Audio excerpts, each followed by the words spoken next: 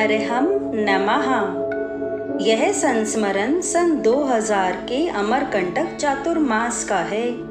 चातुर्मास के बाद मुनि श्री प्रणम्य सागर महाराज श्री पेंड्रा आ गए।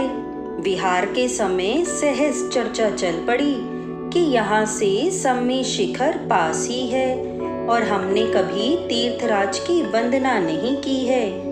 यह बात सुनकर आचार्य श्री विद्यासागर महाराज श्री ने मुनि श्री की ओर मुख करते हुए कहा, कोई बात नहीं, अपना ग्रुप बना लो, चले जाना। सायंकाल को वैयाव्रती के समय मुनि श्री ने आचार्य श्री के मन की बात जानने के लिए पुनः पूछा तो आचार्य श्री ने कहा, हाँ, अपना ग्रुप बना लो, चले जाना, अभी भी तो जा सकते हो। आचार्य श्री के अभिप्राय से मुनि श्री को यह समझ आया कि अब तो देर हो चुकी है, जब पुनः पेंड्रा आएंगे तब सोचेंगे। संयोग से सन 2003 का चातुर्मास पुनः अमरकंटक में हुआ तो मुनि श्री प्रणम्य सागर महाराज श्री एक अन्य मुनिराज को साथ लेकर आचार्य श्री के पास गए और तीर्थराज सम्मी शिखर की वंदना करने का निवेदन किया। तब आचार्य श्री ने कहा, रास्ते में बहुत कठिनाई होती है। उसके बाद मुनि श्री अपने स्थान पर वापस आ गए। प्रतिदिन की भांति सुबह भक्ति हुई तो आचार्य श्री उपदेश दे रहे थे। आचार्य श्री ने कहा कि बताओ, ऐसा कौन सा क्षेत्र है, ऐसा कौन सा प्रदेश है और ऐसा कौन सा काल है जिसमें कोई सिद्ध ना हुआ हो। आचार्य श्री 1 घंटे तक सभी को उपदेश देते रहे।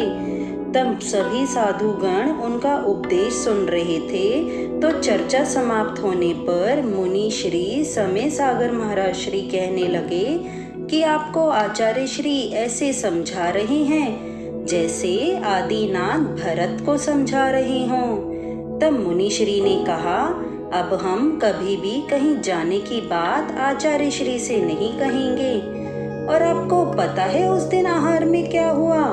जहाँ पर मुनि श्री का पड़गाहन हुआ था, आचार्य श्री का पड़गाहन भी उसी चौके में हुआ।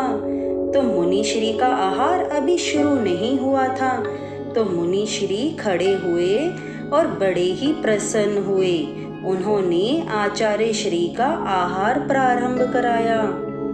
फिर सन 2006 कुंडलपुर क्षेत्र पर ग्रीष्मकाल बीतने पर आचार्य श्री ने एक दिन स्वयं मुनि श्री और अन्य 3 मुनिराज को बुलाया और तीर्थराज सम्मी शिखर जी की वंदना करने की अनुमति प्रदान करी।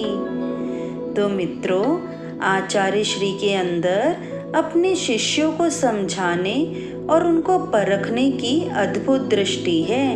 ऐसी दृष्टि विशेष प्रज्ञावान आत्माओं की होती है। आचार्य श्री स्वयं मोक्ष मार्ग पर निरंतर आगे बढ़ते जा रहे हैं और अपने शिष्यों को भी आगे बढ़ने की प्रेरणा दे रहे हैं। सभी को जय जिनेंद्र।